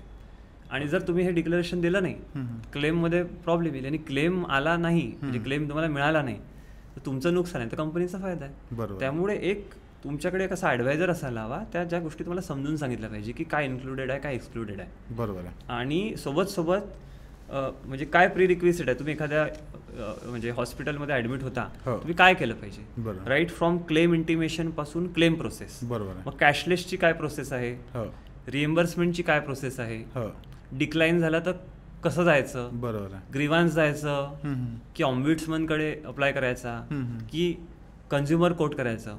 मग हे एखाद्या व्यक्तीसाठी एवढं शक्य आहे का. बरोबर. ठीक आहे. त्याच्याकडे तेवढा वेळ आहे का. ठीक आहे. सो आणि दुसरी गोष्ट, हेल्थ इन्शुरन्स क्लेमची कंडिशन जेव्हा येते, ठीक आहे, तेव्हा आपण एक लोवेस्ट पिरियडमध्ये असतो. जसं आपण हेल्थ इन्शुरन्सची आज चर्चा करतो, इन्शुरन्स घ्यायचा आहे, बरोबर, तर आपण सगळ्या गोष्टी कम्पेअर करू, विचारू, इन्क्वायरी करू, मग इन्शुरन्स घेऊ. बरोबर. आता क्लेम आलेला आहे, त्यावेळी माणूस गडबडलेला असतो. त्यावेळी मला एवढा वेळ आहे का, मी टोल फ्री नंबरला कॉल करेल, क्लेम इंटिमेट करेल, ठीक आहे, मी एक मेल टाकला तर मला ऑटो जनरेट रिस्पॉन्स येतोय. So you need someone who will take care of it. तो जो पॉईंट आहे दॅट इज व्हेरी इम्पॉर्टंट. तिथे ॲडवायझरचा रोल खूप इम्पॉर्टंट आहे. बरोबर. कारण अशाही गोष्टी आम्ही बघितल्या की कॅशलेस क्लेम डिक्लाइन झाला, रिएम्बर्समेंट पास होतो. रिएम्बर्समेंटमध्ये पण क्वेरीज येतात, मग तुम्हाला परत रिसबमिशन करावं लागतं. रिसबमिशन करताना बऱ्याच वेळेला काही परत रिक्वायरमेंट येते, रिक्वायरमेंट फुलफिल करावं लागतात. मग एखाद्या व्यक्तीकडे जो इन्शुरन्स घेतोय त्याच्याकडे एवढा वेळ आहे का करायला. पण तो जर तुमचा एखादी इन्शुरन्स ॲडवायझर असेल, त्याला माहिती आहे का, बरं, कारण जर त्याचा क्लेम डिक्लाइन झाला तो ऑब्व्हियसली तो त्याचा क्लायंट नसणार, नाही तो तुम्हाला रिकमेंड करेल. बरोबर. ठीक आहे. सो त्याचं काम असतं की त्याची एक रिस्पॉन्सिबिलिटी आहे, ठीक आहे, टुवर्ड्स द क्लायंट, की त्याचा क्लेमला पूर्ण सपोर्ट करणे की तो कसा पास झाला पाहिजे. तर ह्या ज्या गोष्टी आहेत त्या खूप इम्पॉर्टंट आहेत. खरंच हे खूप जास्त महत्त्वाचं आहे. एखाद्याने क्लेम करत असताना जनरली काय काळजी घेतली पाहिजे? सो 2 प्रकारचे क्लेम असतात, एक कॅशलेस आणि रिएम्बर्समेंट. हो 2 प्रकारचे हॉस्पिटलायझेशन मी सांगितले, एक प्री प्लॅन्ड आणि इमर्जन्सी. ठीक बरोबर. आहे. हो कॅशलेसमध्ये तुम्हाला एक आधार कार्ड आणि फक्त हेल्थ कार्ड तुम्हाला हॉस्पिटलच्या TPI डेस्कला द्यायचा असतो. बरं ते सगळे डॉक्युमेंट्स प्रोसेस करतात. बरं. प्री ऑथरायझेशन नंतर फायनल ऑथरायझेशन या प्रोसेस असतात. काही वेळेला रिएम्बर्समेंट असतं. अच्छा. रिएम्बर्समेंट कधी असतं, जर तो प्रिफर्ड नेटवर्कमध्ये नसेल, म्हणजे कॅशलेस हॉस्पिटलमध्ये नसेल. प्रिफर्ड नेटवर्क नाही म्हणून आपण कॅशलेस नेटवर्कमध्ये नसलेले हॉस्पिटल बनूया. ठीक आहे. बरोबर. हो कॅशलेस नेटवर्कमध्ये जर हॉस्पिटल नसेल त्यावेळी तुम्हाला तुमचे पैसे द्यायचे आणि ते रिएम्बर्स करायचं आहे. बरोबर. काही वेळेला असंही होतं की तुमचा कॅशलेस डिक्लाईन होतो काही कारणास्तव, कारण कंपनीला वाटतं की कदाचित याच्यात ही त्रुटी आहे, कदाचित हा क्लेम फेक असू शकतो. ठीक आहे. किंवा ते हॉस्पिटलच्या रिप्लायनी सॅटिस्फाईड नाही आहेत, अशा वेळी पण क्लेम रिजेक्ट होतो कॅशलेस नेटवर्क असून सुद्धा. बरं. तर अशा वेळेला रिएम्बर्समेंट जावं लागतं. अच्छा. मग रिएम्बर्समेंटला काय काय गरजेचं असतं, तर तुमचे ICP इंडोर केस पेपर, बरं. म्हणजे तुमची हिस्ट्री, हो त्या हॉस्पिटलला ॲडमिट झाल्यापासून डिस्चार्ज होईपर्यंतचा सगळ्या दिवसाची पूर्ण treatment, active line of treatment. ठीक आहे. त्याच्यानंतर तुमचं OT शीट्स किंवा OT नोट्स, बरं है ना, म्हणजे सर्जरी झाली असेल, शस्त्रक्रिया झाली असेल तर त्याच्या म्हणजे नोटिंग्स पूर्ण डॉक्टरचे असतात, ते लागतं. बरं. तुमचे सगळे प्रिस्क्रिप्शन्स लागतात. तुमचे जसं डायग्नोसिस टेस्ट आहेत, हो. आता डायग्नोसिस टेस्टचं फक्त तुम्ही रिपोर्ट सबमिट करून होत नाही, तर डॉक्टरनी ते डायग्नोसिस टेस्ट करायला जे रिकमेंडेशन दिलेली प्रिस्क्रिप्शन ती त्याला अटॅच करावी लागते. हो. त्याच्यानंतर तुमचे मेडिसिनल बिल्स आहेत. ठीक आहे. हे सगळ्यांची एक झेरॉक्स कॉपी लागते. बरं. पूर्वीच्या काळात असं व्हायचं की सगळ्या हार्ड कॉपीज लागायच्या. अच्छा. आता काही नाही, simply you need to get it xerox, stamp and sign and you to submit during the claim. करू शकता. That is very important. तर ह्या गोष्टी आवश्यक असतात. बरं. तर ह्या तुम्ही केल्या की क्लेम अगदी स्मूथली होतो. काही वेळेला रिक्वायरमेंट असते, त्या आम्ही बघतो की त्या कशा झाल्या पाहिजे. तर कुठला एक एक्सपिरियन्स ॲडवायझरला एवढा अनुभव असतो, कारण तेवढ्या क्लेम्स केलेलं असतं की नेमकं काय प्रोसेस करायची. एखाद्या वेळी एखादा जर कागदपत्र अपुरा असेल तर त्या हॉस्पिटलला आपण मागून त्याची पूर्तता करता येतं. त्याच्यामध्ये पोर्टेबिलिटी काय प्रकार आहे, मायग्रेशन किंवा पोर्टेबिलिटी? सो पोर्टेबिलिटी आणि मायग्रेशन ज्या टर्मिनॉलॉजीज आहेत त्या पहिले समजून घेऊया. अच्छा. So what is mean bye portability? हे दोन्ही वेगवेगळं आहे. एक्झॅक्टली. सो पोर्टेबिलिटी आणि मायग्रेशन काय, तर पोर्टेबिलिटी म्हणजे काय की तुम्ही एक ABC कंपनीचा इन्शुरन्स आहे तुमच्याकडे. हो. तुम्ही 2-3 वर्ष प्रीमियम भरताय किंवा जेवढे जितके वर्ष तुम्ही प्रीमियम भरताय. बरोबर. आता तुम्हाला लक्षात येईल यांचा क्लेम प्रोसेस खराब आहे किंवा सर्व्हिस खराब आहे, तर तुम्ही एका म्हणजे सर्व्हिस प्रोव्हायडरकडून तुम्ही दुसऱ्या सर्व्हिस प्रोव्हायडरला शिफ्ट होऊ शकता. ही फॅसिलिटी लाईफ इन्शुरन्समध्ये नसते, कारण तो लाईफ लॉंग कॉन्ट्रॅक्ट असतो. हो. हेल्थ इन्शुरन्स जो आहे तो हा तुमच्या जनरल इन्शुरन्समध्ये कॅटेगरीमध्ये येतो. जसं कारचं इन्शुरन्स आहे ना, हो हो, तुम्ही दुसऱ्या वर्षी यावर्षी एखादा ABC काढलं, तुम्ही XYZ कंपनीचा काढू शकता. तसंच हेल्थ इन्शुरन्स आहे. अच्छा. तुम्ही जर एखाद्या सर्व्हिस प्रोव्हायडर सोबत हॅपी नसाल, सर्व्हिस सोबत म्हणा, क्लेम प्रोसेस, तुम्ही तुमचा इन्शुरन्स पोर्ट करू शकता. अच्छा. म्हणजे एका कंपनीतून दुसऱ्या कंपनीमध्ये, जसं आपण टेलिफोन सर्व्हिस प्रोव्हायडर आहे, आपण सेम नंबर ठेवून आपण म्हणजे काय करतो, आपण आपला प्रोव्हायडर चेंज करतो. बरोबर. ठीक आहे. पण याचे प्लस आणि मायनस पॉईंट काय काय आहेत? प्लस पॉईंट हा आहे की तुम्ही जेव्हा पॉलिसी पोर्ट करता, ठीक आहे, तर प्लस पॉईंट आहे की तुम्ही जे तिथे वेटिंग पिरियड सर्व केलेला असतो, तर तुम्ही जरी नवीन कंपनीमध्ये शिफ्ट होता तिथे वेटिंग पिरियड लागू होत नाही. अच्छा. पण मायनस पॉईंट आहे की कधीपर्यंत लागू होत नाही, जर तुमच्या XYZ कंपनीमध्ये 10 लाखाचा इन्शुरन्स आहे, तुम्ही तो ABC कंपनीमध्ये पोर्ट करताय, तर 10 लाखाच्या सम इन्शुअर्ड पर्यंतचा जो वेटिंग पिरियड आहे तो 0 असतो. ओके. आता समजा 3 वर्षाचा वेटिंग पिरियड असेल आणि तुम्ही 4 वर्ष पॉलिसीमध्ये काढले आहे, तर इथे वेटिंग पिरियड 0 असतो. बरं. पण तो जर तुम्ही जुन्या इन्शुरन्स प्रोव्हायडरकडे 2 वर्ष काढलेले आहेत आणि तुम्ही पॉलिसी पोर्ट केली, तर इथे 1 वर्ष वेटिंग पिरियड असतो. म्हणजे तेवढा तुम्हाला सिनियरिटी पास ऑन होते. ओके. ठीक आहे. पण तुम्ही सम इन्शुअर्ड वाढवली आहे, लेट्स से की 10 लाख इथे आहे आणि ABC कंपनीमध्ये जाताना 15 लाख आहे. बरं. तो जो वाढीव सम इन्शुअर्ड असते, त्या वाढीव सम इन्शुअर्डवर नव्याने वेटिंग पिरियड लागू होतो. तर हे तुम्ही समजून घेतलं पाहिजे. बरोबर. पण म्हणून फ्रेश इन्शुरन्स घ्यायचा नाही, पोर्टेबिलिटी असेल तर पोर्टेबिलिटी केली पाहिजे. अच्छा. What is mean by migration? So मायग्रेशनच्या दोन कारणास्तव मायग्रेशन होतं. एक की XYZ कंपनीचा इन्शुरन्स माझ्याकडे आहे आणि त्याचा दुसरा एक प्रोडक्ट आहे. ठीक आहे. A प्रोडक्टमध्ये मी आहे XYZ कंपनीच्या, आणि B प्रोडक्ट त्याच्यापेक्षा छान अट्रॅक्टिव्ह आहे त्याच कंपनीचा पण. एक्झॅक्टली XYZ कंपनीचा. तर A प्रोडक्टमधून मला B प्रोडक्टमध्ये जायचं आहे, सेम कंपनीमध्ये, त्याला मायग्रेशन म्हणतात. ओके. तर तो एक ऑप्शन आहे, म्हणजे बेटर फीचर्ससाठी आपण करतो. किंवा दुसरं कारण असू शकतं की एखाद्या कंपनीसाठी एखादा जर प्लॅन प्रॉफिटेबल नसेल, ठीक आहे, तर त्यावेळी तो प्लॅन कंपनी डिस्कंटिन्यू करू शकते.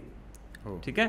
हो जे डिस्कंटिन्यू केलं तुमचा कव्हर जाईल, बरोबर. पण डिस्कंटिन्यू केल्यानंतर त्यांना ऑप्शन द्यावं लागतं अच्छा की तुम्ही हा एक प्लॅन आहे ज्यात तुम्ही मायग्रेट करू शकता. बरं तर तुम्ही त्या कंपनीमध्ये तो जेवढा वेटिंग पिरियड तो आहे तो तर काही लागू होणार नाही, कारण तुम्ही ऑलरेडी सर्व केलेला आहे. बरं तर विदिन अ कंपनी ज्या दुसऱ्या प्लॅनमध्ये फॉर बेटर फीचर्स तुम्ही मायग्रेट करत म्हणजे शिफ्ट होता त्याला मायग्रेशन म्हणतात. हो. So within a company is a migration. And 2 कंपनीमध्ये जर तुम्ही जात आहे एका कंपनीतून दुसऱ्या कंपनी त्याला पोर्टेबिलिटी म्हणतात. ओके हे दोन्ही पण कामाचं आहे. हां येस हे आपल्या बदलणाऱ्या गरजांनुसार ॲब्सोल्युट. ते आवश्यक पण आहे. That's great. अश्विन जे NRI असतात त्यांना पण हा हेल्थ इन्शुरन्स घेता येतो भारतामध्ये? येस. सो NRI लोकांसाठी इन्शुरन्स घेता येतो. ठीक आहे. बरं पूर्वी काय व्हायचं की NRI लोक जर इथे इंडियन सॉईलमध्ये असेल तर इन्शुरन्स घेता यायचं. पण आता काही डिक्लेरेशन असतात, NRI डिक्लेरेशन, AML डिक्लेरेशन असतात, त्याला अँटी मनी लॉन्ड्रिंग म्हणतात. तर तो एक फॉर्म सबमिट केला की तुम्हाला इन्शुरन्स मिळतो. इनफॅक्ट NRIला डिस्काउंट पण मिळतो. अच्छा फक्त त्यामध्ये एक गोष्ट असते की NRIजना इन्शुरन्सचा जो कव्हर आहे तो विदिन इंडिया मिळतो.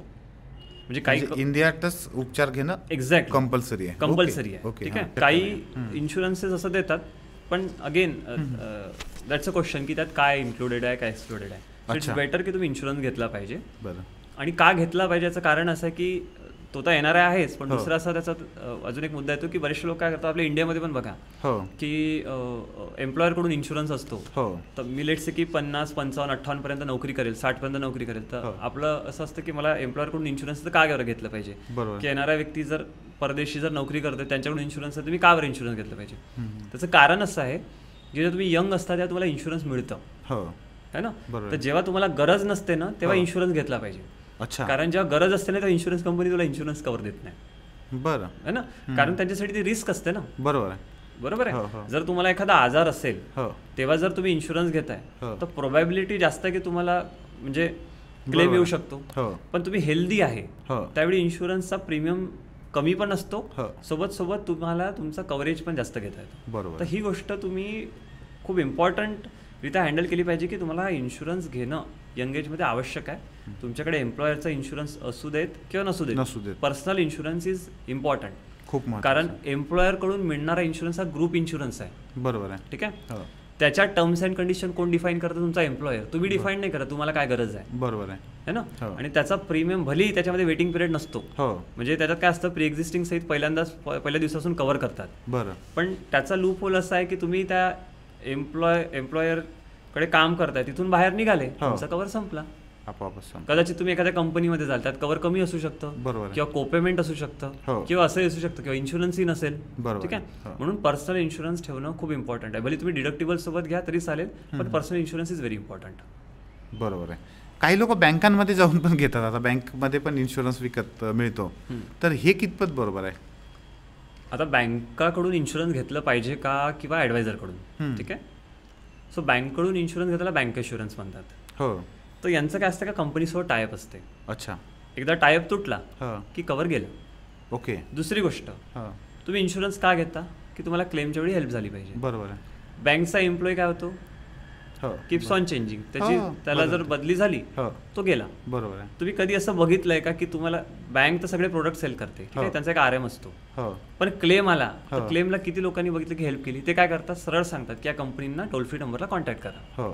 मग तुम्ही जेव्हा आजारी असाल, हॉस्पिटलाइज्ड आहे, तुम्हाला क्लेमची गरज आहे, त्यावेळी तुमच्याकडे एवढा वेळ आहे का की तुम्ही टोल फ्री नंबरला म्हणजे कॉल करून त्यांना विचारा. मेन जे त्याचा उपयोग आहे तोच जातो. एक्झॅक्टली.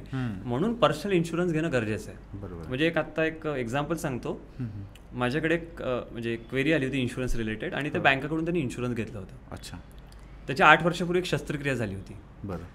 तर त्याला असं मिसगाईड केलं की 8 वर्षापूर्वी झाली तर नाही डिक्लेअर केलं तरी चालतं.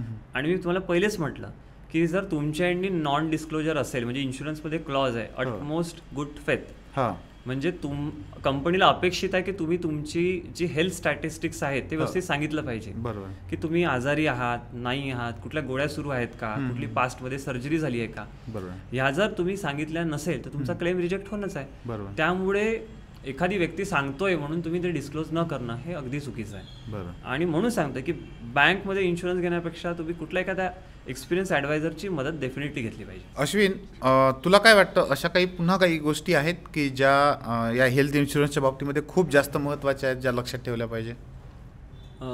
सांगायचं गेलं तर मोरेटोरियम पिरियड, अच्छा, कस्टमरी अँड रिजनेबल क्लॉज हे खूप इम्पॉर्टंट आहे. बरं. याचा अर्थ काय होतो की तुम्ही इन्शुरन्स काढलं, सलग 5 वर्ष तुम्ही प्रीमियम पे केलेलं आहे हो, आणि 6व्या वर्षानंतर तुम्हाला कधीही काही क्लेम येतोय हो, तर तुमचा क्लेम कंपनी रिजेक्ट करू शकत नाही. बरं. ठीक आहे. हां, पण तिथे एक टर्म टाकलेली आहे, हां, unless and until it is proven fraud. अच्छा, ठीक आहे. म्हणजे तुम्ही एखादी गोष्ट अनइंटेन्शनली सांगायचं विसरून गेले, बरं, इंटेन्शनली नाही. हो, बरोबर. हो, आता समजा तुम्हाला डायबिटीज आहे, बीपी आहे, थायरॉइड आहे, त्यासंबंधी तुम्ही गोळी घेताय तर ती विसरू शकता का? नाही विसरू. मग ती फ्रॉडच झालं ना. बरोबर आहे. आणि जरी हा क्लॉज असेल, हो, म्हणजे तुम्ही एखादी चुकून विसरले सांगायचं, तरी तुम्हाला प्रोटेक्शन देतं, पण याचा अर्थ असं नाही की कंपनी इन्क्वायरी करणार नाही. अच्छा. कंपनी याची इन्क्वायरी करेल. ठीक आहे. मग आपल्यावर ती गोष्ट असते की आपण ती प्रूव्ह केली पाहिजे की माझ्याकडे मी अनावधाने विसरलो, यावेळी अशी सर्जरी झाली होती. त्यापेक्षा माझं प्रत्येक क्लायंटला आणि कस्टमरला आणि प्रेक्षकांना सांगणं असेल की इन्शुरन्स घेतानाच आपल्याकडून सगळ्या गोष्टी उत्स्फूर्तपणे सांगितल्या पाहिजे, जेणेकरून आपल्याला क्लेममध्ये प्रॉब्लेम नको व्हायला. बरोबर आहे. तर मॉरिटोरियम पिरियड ही एक झाली. दुसरी गोष्ट आहे customary and reasonable clause. So what is mean bye that? आजकाल काय होतं की या कारणास्तव तुमचे क्लेममध्ये बरेचसे डिडक्शन्स येतात. हो, ठीक आहे. डिडक्शन म्हणजे काय की तुम्ही 3.5 लाखाचा तुम्ही क्लेम टाकलं आणि कंपनीने 2.5 लाख पास केला, 2 लाख पास केला.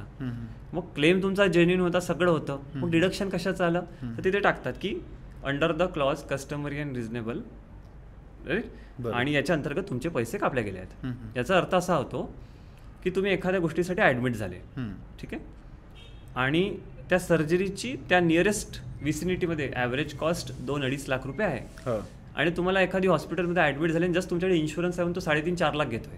अच्छा, तर ते चुकीचं आहे. बरं. आता ऑब्व्हियसली कस्टमर म्हणून आपल्यासाठी खूप हे पेनफुल थिंग आहे. का बरं?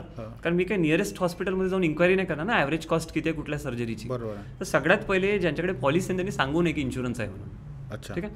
पहिले तुम्ही इन्क्वायरी करा. ऑब्व्हियसली जेव्हा तुमचं इमर्जन्सी हॉस्पिटलायझेशन असतं तेव्हा तुम्हाला सांगणं गरजेचं असतं. हो, पण ज्या प्रोसेस तुम्ही प्लॅन्ड सर्जरी आहे हो, तिथे तुम्हाला करायचं आहे ते पहिले विचारून घ्यायचं किती कॉस्ट लागतं. बरोबर. साधारणतः आपल्याला 1-2 हॉस्पिटलमध्ये इन्क्वायरी केल्यावर कळतं की एवढी कॉस्ट आहे. हो, मग ठीक आहे बा, एखाद्या हॉस्पिटलच्या स्टँडर्डनुसार एखादी कॉस्ट 10-20-30% असेल तर ठीक आहे, पण 50%, 60%, 100% जर कॉस्ट वाढताय म्हणजे फक्त त्या इन्शुरन्समधून पैसे काढायचे म्हणून करताय, बरोबर. तर या अंतर्गत तुमचे पैसा म्हणजे जो क्लेम अमाऊंट आहे त्या डिडक्शन होऊ शकतं.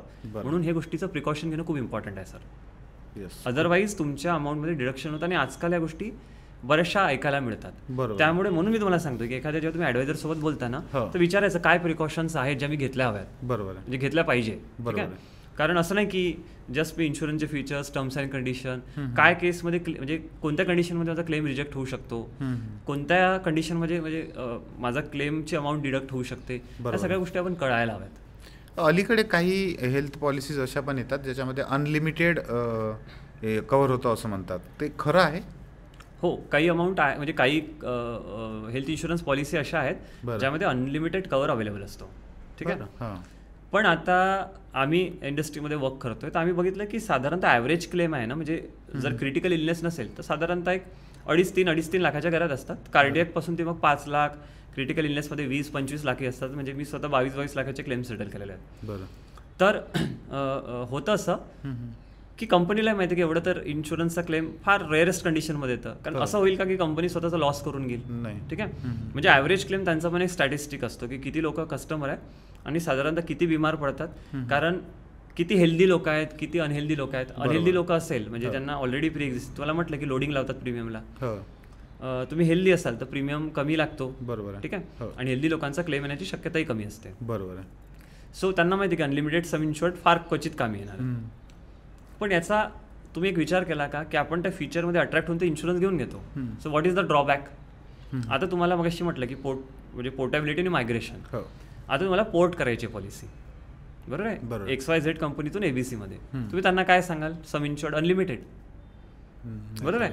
तर सम इन्शुअर्ड असायला हवी ना की 10 लाख आहे, 20 लाख आहे. मग पोर्ट काय होतं आजकाल बरंचसं असं म्हणजे कंडिशन आली आहे की जर तुम्ही एका XYZ कंपनीतून ABC मध्ये जात आहे तर तुमची जी जुनी सम इन्शुअर्ड आहे त्यापेक्षा तुमचं सम इन्शुअर्ड जास्त असलं पाहिजे.